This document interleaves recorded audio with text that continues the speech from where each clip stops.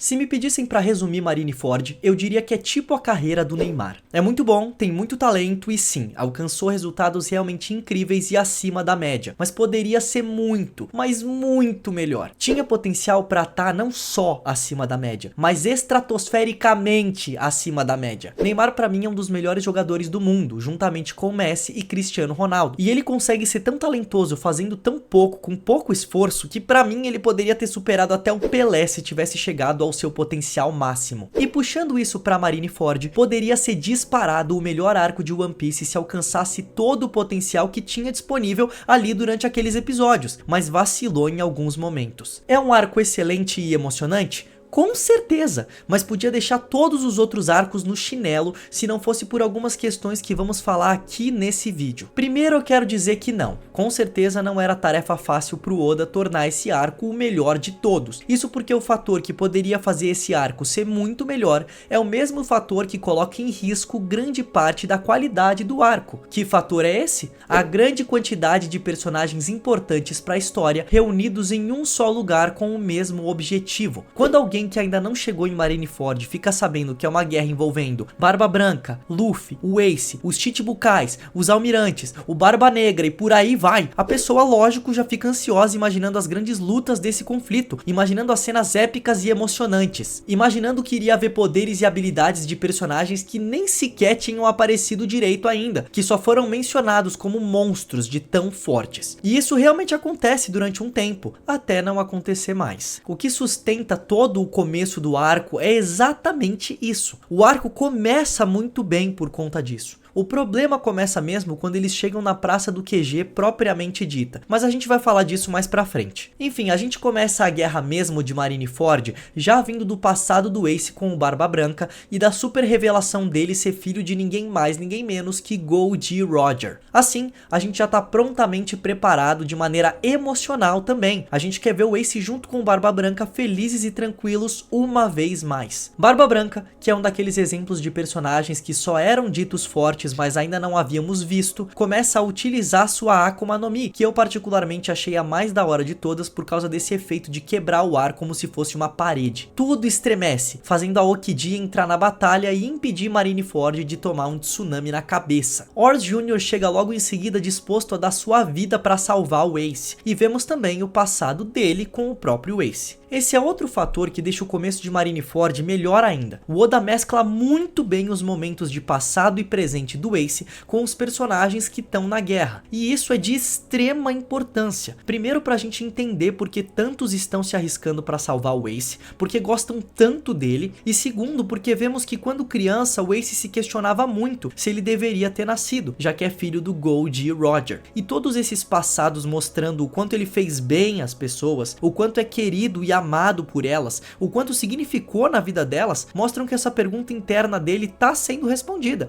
que ele deveria ter nascido sim. Vamos voltar a falar mais disso quando chegarmos na morte do Ace. O Ors Jr. não consegue chegar até o Ace e acaba sendo derrotado. O Oda começa a trabalhar os Chichibukais e coloca o Doflamingo no meio do conflito. O Doflamingo chega falando algo muito interessante e que pelo menos pra mim tinha passado despercebido num primeiro momento. Ele diz que a nova história tá sendo escrita, que quem vencer esse conflito vai começar a ditar de maneira quase suprema o que é certo ou errado. E é verdade, porque o Barba Branca, se ganhar, vai ter vencido a Marinha, que tem a força mais próxima a dele, e se a Marinha vencer, não terá que lidar com o Barba Branca em certos territórios. Em resumo, quem ganhar vai, na base da força, fazer a maioria, por temor, aceitar o que acha certo ou errado. E pensando nisso, a história toda de One Piece muda, né? Muito legal essa fala do Doflamingo, porque é o Oda, através dele, nos avisando, olha só, algo vai mudar, viu, depois desse arco, eu tô avisando, One Piece vai ficar diferente e os personagens também. E acontece isso, né? Não é à toa que o time skip vem pouco tempo depois. E tem outra parte muito legal nesse episódio, que o Doflamingo fala isso, que é uma das minhas partes favoritas do arco, que é o Garp quebrando emocionalmente por conta do Ace estar prestes a morrer. Esse conflito interno do personagem do Garp é uma das minhas coisas favoritas de Marineford, porque é o seguinte, desde quando a gente descobre a ligação do Garp com o Luffy e o Ace, a gente já imaginava que em algum momento momento ele iria ter que escolher entre Marinha e seus netos. E eu queria muito ver como ele lidaria com isso quando chegasse o momento. E chegou, né? Ele lida de uma maneira que faz a gente ficar vidrado no personagem. É uma luta interna gigantesca. Ao mesmo tempo que ele tem sentimentos de afeto pelo Ace, ele fica jogando o racional dele pra aceitar que aquilo é o certo, porque o Ace é um pirata, um criminoso, e escolheu aquele caminho. O mesmo acontece em relação ao Luffy quando mais pra frente ele tá chegando ao cadafalso. A gente vê que o Garp no último segundo deixa o Luffy acertar o soco nele, pra assim ele não ter que enfrentar seu neto. E quando o Ace morre também tem isso. O Garp vai pra cima do Akainu preparado pra arrebentar ele, mas o Sengoku o segura e o Garp aceita, sem tentar sair, e ainda diz que é pra continuar segurando ele, senão ele vai fazer besteira. Real que o principal conflito do Garp nesse arco é interno. É uma briga extrema entre emocional e racional, e o Oda trabalhou isso bem demais. E aí o Luffy entra na parada de maneira épica como sempre, estabanada e atrapalhada, mas épica. Eu nem sabia que esse tipo de coisa era possível antes de conhecer o personagem do Luffy, mas ele me mostrou que é possível. O Luffy chegando, conversa com o Barba Branca e por conta da sua confiança, começa a motivar os seus aliados e vira a batalha a favor deles. E assim, as lutas ficam ainda mais intensas. É revelado que o Kuma na verdade está morto, que sua consciência foi embora. E nos perguntamos, será que foi por ele ter ajudado os Chapéus de Palha? O Ivan começa a lutar com o Kuma e o Luffy vai enfrentar o Mihawk. Nesse momento de Marineford, aquele desafio de separar bem as batalhas que eu falei no início tá maravilhoso. Oda mostra aos poucos os poderes dos personagens e etc. E inclusive, a cena do Luffy contra o Mihawk é muito da hora porque assim como o do Flamengo, o Mihawk diz algo muito interessante e que faz sentido ele ter percebido, já que é chamado de Olhos de Gavião pela sua sagacidade. Ele diz que Luffy, mais do que seu poder ou habilidade, tem um carisma, tem algo que cativa as pessoas e faz elas lutarem ao seu lado. Ele dizer isso é muito importante por 3 motivos. O primeiro é que mostra mais uma vez algo que vimos na história da Nico Robin, que as pessoas são importantes demais, que precisamos delas, e que assim como o Saul disse no passado da Robin, o mar é muito vasto e ninguém nasceu pra ficar sozinho, todos precisam de companheiros e vão achar esses companheiros um dia. O segundo é que o Luffy quase não consegue fazer nada, por assim dizer, em Marineford, já que apesar dele ser bem forte, ele ainda não tanca alguns peixes muito grandes que estão por ali, como os almirantes, por exemplo. Ele não consegue lutar com os almirantes, ele não tem força pra isso ainda. Então realmente, o Luffy precisa muito dos seus aliados que vão abrindo caminho pra ele no decorrer do arco. E terceiro, porque a história do Barba Branca dentro desse arco tá totalmente relacionada à questão da família. Ser um pirata pro Barba Branca tem total a ver com a família. E assim como o Luffy é ajudado, família de verdade são aqueles que nos ajudam quando mais precisamos. E aliás, essa questão da família e o próprio Barba Branca em Marineford são tão importantes que eu fiz um vídeo falando profundamente só sobre esse personagem. Para assistir é só clicar no link na descrição. Os pacifistas aparecem e o arco começa a ficar cada vez mais épico e insano, porque os pacifistas começam a encurralar os piratas e mais uma vez a batalha começa a favorecer o lado da marinha. Tava maravilhoso, essa parte aí, até aí o arco tava lindo, mas é aí que começa um dos grandes problemas de Marineford. Nesse momento começam umas partes de comédia que não cabem pra situação. Sério, as cenas de comédia, principalmente do Bug, são colocadas nas piores horas possíveis, sempre quando a batalha ou discussão entre dois personagens está pegando fogo. Isso tira o peso de tantas mortes acontecendo, além da perda de tempo que atrasa a história. Depois, mais pra frente, o Oda tenta compensar isso com o Kobe sentindo as mortes ali mais profundamente e tudo mais, mas não convence, mesmo. Essas partes de comédia fazem o trabalho ruim de tirar o peso dessas mortes, de fazer a gente se desconectar um tanto desse conflito que é tão pesado. A Hancock também entra em péssimas horas fazendo a parte de comédia dela. E além dessa parte da comédia, começa outro problema que inclusive a Hancock faz muito parte, que é o seguinte, que o Oda perde a mão, perde o domínio sobre aquele tanto de personagens. Ele começa a não conseguir organizar os personagens e os conflitos do jeito que estava fazendo antes. E com isso, os personagens ficam ali jogados, sem função, sem fazer nada, e às vezes eles aparecem do nada em momentos ruins e lembramos que eles existem. Vamos a alguns exemplos. A Hancock sempre aparece com a desculpa de não deixar alguém ferir o Luffy, mas mano, tem várias horas que o moleque tá muito se ferrando,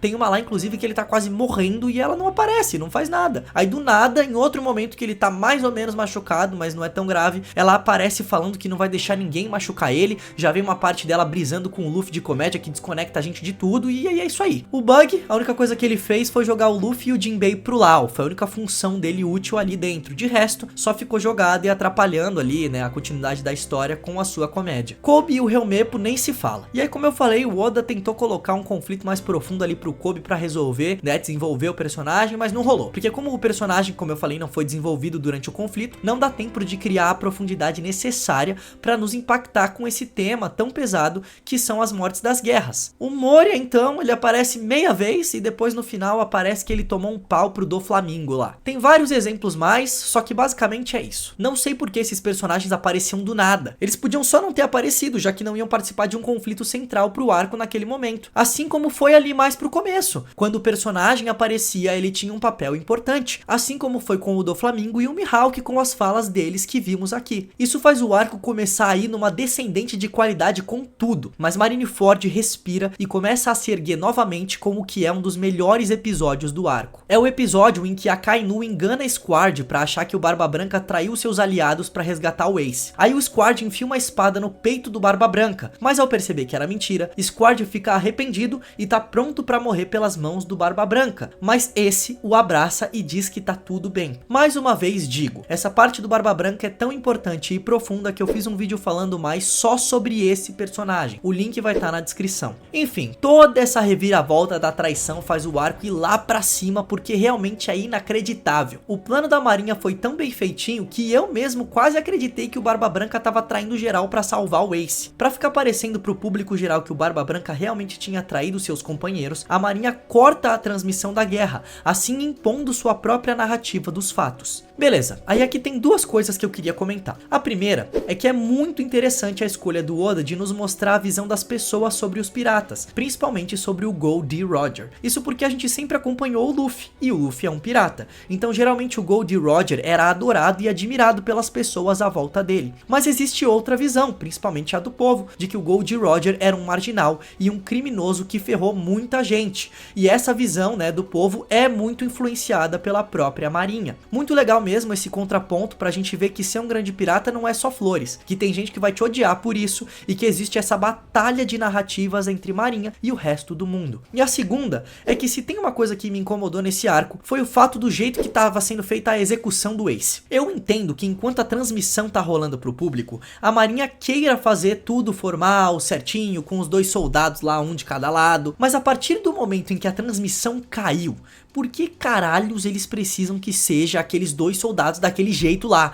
Pode alguém simplesmente chegar, pegar uma espada qualquer e meter no peito do Ace ali e matar ele. E eles não deixam de fazer isso por causa do Barba Branca não, viu? Ah, porque ele iria destruir tudo se o Ace morresse, né? Ia usar o poder dele com tudo. Isso não é o motivo, já que o Barba Branca ainda estava vivo e eles tentaram executar o Ace nesse momento que o Barba Branca estava vivo. E só não conseguiram porque o Luffy usou o hack dele e no outro momento porque o Crocodile salvou o Ace. Então, real, por quê? Por que precisava ser formalzinho depois que a transmissão caiu? Se queriam tanto executar ele, precisavam fazer isso? Era só enfiar uma espada ali ou alguém usar seu poder de Akuma no Mi igual o Akainu fez quando matou o Ace realmente. Enfim, a história segue, os piratas ficam enclausurados, mas conseguem chegar à praça principal ali do QG. E nessa hora, culmina em todos aqueles problemas que eu falei juntos. Personagens jogados, comédia na hora errada e o arco começa a ficar bem arrastado. Eu vi o comentário de alguém falando o seguinte: nossa, o Luffy já correu tanto até esse cadafalso que passou até aqui na frente de casa.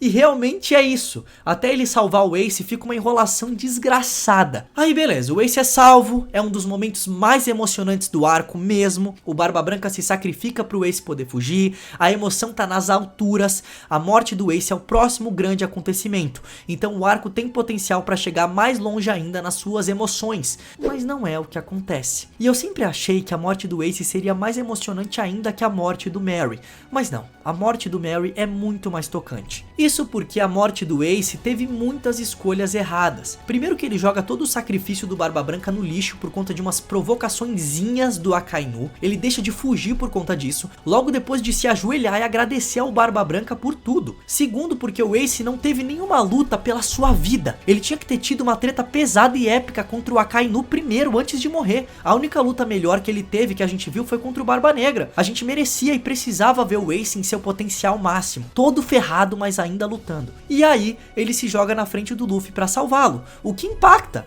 mas ele morre sem lutar. E o que nos emociona nos personagens, né, de qualquer obra, principalmente de One Piece, é que eles estão enfrentando os obstáculos, estão lutando pela sua vida pra alcançar seu objetivo. Mas o Ace nem lutou. E aí nesse momento, o Oda consegue sim dar uma compensada ao mostrar os pensamentos e sentimentos mais profundos do Ace antes de morrer, mostrar que ele ainda tinha dúvidas se deveria ter nascido, mas que descobriu que deveria ter nascido sim, que é feliz por ter nascido e por ter conseguido tantos companheiros. Mas faltou a luta, faltou mostrar de maneira mais profunda que o Ace queria viver, que ele não queria morrer de forma alguma, que ele tava feliz que os companheiros estavam ali tentando salvar ele, ajudar ele, que ele queria, mano, muito continuar vivo assim e feliz com esses companheiros, mas que pelo seu irmão e só por ele, o Ace abriria mão disso tudo. O Ace escolheria morrer pra salvar o Luffy, só por isso. Isso ia deixar a morte muito mais impactante, ia mostrar de verdade que o Ace valorizava mais a vida do seu irmão do que a sua própria, mesmo estando no maior ápice da vontade de viver, que a gente viu que ele tava. Enfim, o arco continua e antes de morrer, o Ace diz que viveu sem arrependimentos e que o Luffy vai sim realizar o seu sonho de se tornar o rei dos piratas e que ele queria ficar pra ver. E agradece a todos por o terem amado, apesar do sangue de Roger que corre em suas veias. A reação no rosto do Luffy é perfeita, uma grande mistura de emoções. É raiva, é tristeza, é tudo misturado. Barba Branca arrebenta o Akainu e o QG da marinha com seu poder e divide a praça ao meio para que seus piratas possam fugir. Nesse momento chega o Barba Negra com o seu bando, que agora é maior por causa das pessoas que ele recrutou lá em Impel Down. Barba Negra mata Barba Branca, mas esse, antes de morrer, faz questão de dizer que a marinha tem medo da grande guerra que virá quando o One Piece for encontrado, e que alguém vai herdar e cumprir essa vontade, e que o One Piece é real. O Barba Negra consegue de alguma maneira pegar o poder da Akuma no Mi do Barba Branca, o que faz a gente perceber que provavelmente ele vai se tornar um dos grandes antagonistas do Luffy, porque assim, ele é bem poderoso, já que ele consegue usar vários poderes de Akuma no Mi. O Shanks chega no meio da guerra quando o Kobe tá gritando lá e faz ela ser encerrada de vez. Isso enquanto Luffy e Jinbe conseguem fugir com Law para um lugar seguro. E assim, basicamente acaba o arco de Marineford. Como eu falei, um ótimo arco com um começo incrível. Talvez o melhor começo de arco de todo o One Piece. Mas infelizmente um arco que do meio pro final começa a cair demais em sua qualidade. Uma das coisas que ajudariam a resolver os problemas desse arco seria simplesmente ele ter menos episódios. O que permitiria, obrigaria, né, a retirada daquelas cenas inúteis e com personagens que estavam jogados. E também deixaria o conflito da guerra mais acelerado. O que com certeza ajudaria a passar bem essa sensação da bagunça, do caos da guerra. Não deixa de comentar, por favor, o que você achou desse arco. Eu quero muito saber. Valeu e até!